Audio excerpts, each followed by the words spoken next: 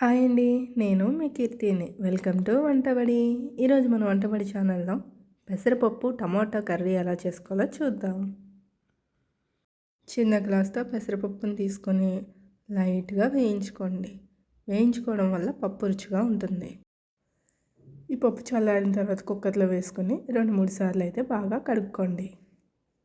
పప్పులో నీళ్ళు వేసుకొని 2 టమోటాలు, 1 ఉల్లిపాయ, పచ్చిమిర్చి, కొద్దిగా పసుపు, 1 స్పూన్ కారం, రుచికి తగినంత సాల్ట్ వేసుకొని 1 స్పూన్ ఆయిల్ కూడా వేసుకొని కుక్కర్ మూత పెట్టి 2 విజిల్స్ రానివ్వండి. చిన్న నిమ్మకాయ సైజ్ అంత చింతపండుని తీసుకొని వాటర్ వేసి నానబెట్టుకోండి. చల్లారిన తర్వాత కుక్కర్ మూత తీసుకొని పప్పు గుత్తితో పప్పు అంతటిని మెత్తగా మెదుపుకోండి. ఇలా మెత్తగా మెదిపి పక్కన పెట్టుకోండి. ఇప్పుడు దీనికి పోపు వేసుకుందాం. ఆయిల్ వేడైన తర్వాత ఆవాలు, మినప్పప్పు, వెల్లుల్లిపాయ రేకలను దంచుకొని వాటిని కూడా వేసి బాగా వేయించుకోండి. ఇవి కొంచెం వేగిన తర్వాత ఎండుమిరపకాయలు, కరివేపాకును కూడా వేసి బాగా వేయించుకోవాలి. ఈ విధంగా బాగా వేగిన తర్వాత పప్పును కూడా ఇందులో వేసుకొని బాగా కలుపుకోండి.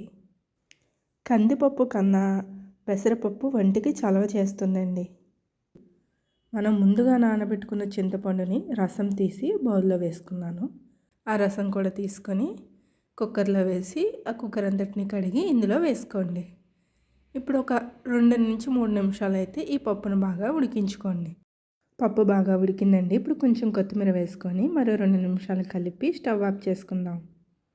ఈ పప్పు బౌల్లో వేసేసుకోండి. ఈ పప్పు అన్నంలోకి, చపాతీలోకి చాలా రుచిగా ఉంటుందండి. వేడి వేడి అన్నంలో వేసుకొని వేడి వేడిగా తింటే ఆ రుచే వేరబ్బా. ఒకసారి మీరు కూడా ట్రై చేయండి. ఈ పప్పు టమాటా కర్రీ మీకోసం.